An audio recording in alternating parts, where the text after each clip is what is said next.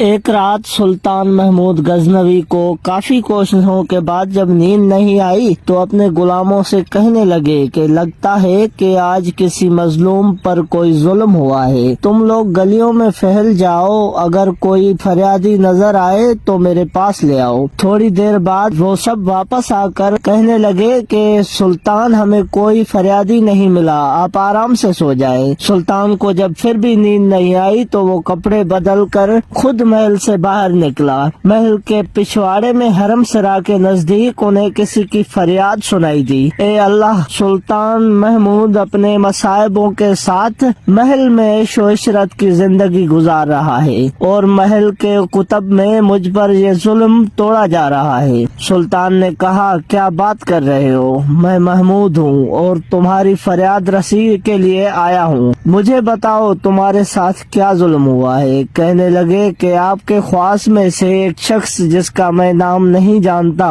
ہر رات میرے گھر آتا ہے اور میری بیوی پر ظلم و تشدد کرتا ہے۔ سلطان نے پوچھا، اس وقت وہ کہاں ہے؟ اس غریب نے جواب دیا کہ شاید وہ اب چلا گیا ہو۔ سلطان نے کہا کہ دوبارہ جب وہ آئے تو فوراً آ کر مجھے اطلاع کر دو۔ پھر سلطان نے محل کے دربان کو وہ شخص دکھایا اور کہا کہ جب بھی یہ دربار میں آئے اسے سیدھا میرے پاس پہنچا دو، اگر میں نماز کی حالت میں بھی ہوں تو پرواہ نہ کرو۔ اگلی رات وہ شخص سلطان کے پاس آیا اور بتایا کہ وہ شخص اس وقت اس کے گھر میں ہے۔ سلطان اسی وقت تلوار ہاتھ میں لیے اس شخص کے ساتھ چل پڑا۔ جب وہ اس کے گھر کے قریب پہنچا تو کہا کہ گھر کے سارے چراغ بجھا دو۔ پھر اندھیرے میں ہی اس کے گھر میں گھس کر اس شخص کا سر تن سے جدا کر دیا۔ پھر سلطان نے حکم دیا کہ چراغ روشن کر دو۔ اس شخص کا چہرہ دیکھا اور سجدے میں گر پڑا۔ پھر گھر کے مالک سے کہا کہ اگر کچھ کھانے کو ہے تو لے آؤ، مجھے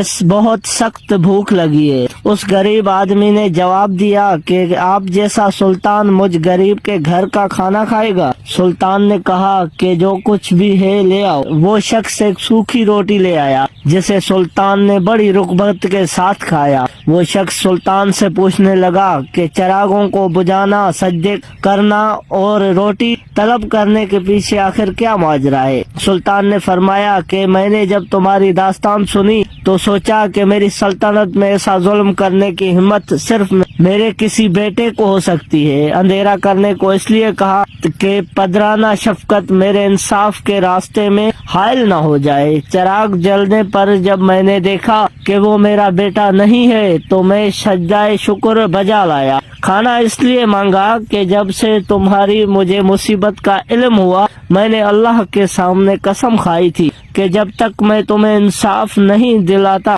تب تک میرے اوپر روٹی حرام ہے۔ اس وقت سے اب تک میں نے نہ کچھ کھایا تھا نہ ہی پانی پیا تھا۔ دوستو، یہ شخصیت تھی سلطان محمود غزنوی رحمت اللہ علیہ کی۔